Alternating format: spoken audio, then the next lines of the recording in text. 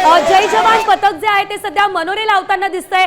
जय जवान पथक खरं तर गोविंदा पथक आहे आणि ते सुद्धा या ठिकाणी पोहोचलेलं आहे आणि आम्ही जी ठाकरेंची भूमिका आहे त्या ठाकरेंच्या भूमिकेशी आम्ही सहमत आहोत हेच दाखवण्याचा हा प्रयत्न।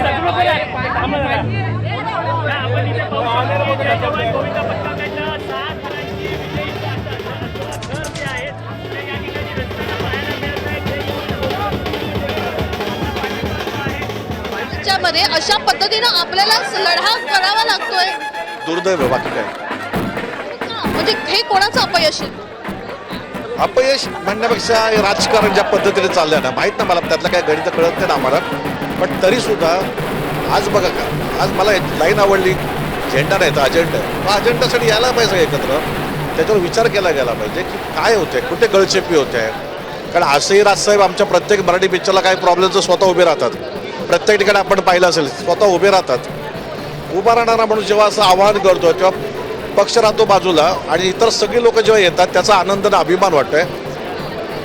आणि गव्हर्नमेंटचं कौतुक की त्याने तो GR रद्द केला, त्या गव्हर्नमेंटचंही कौतुक आहेच।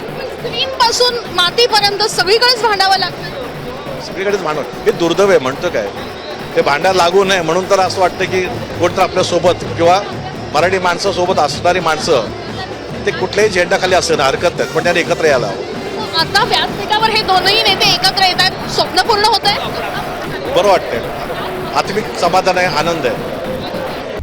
आता isakal.com आहे देशातील नंबर 1 ची मराठी न्यूज वेबसाईट। प्रत्येक अपडेटसाठी isakal.com ला नक्की भेट द्या।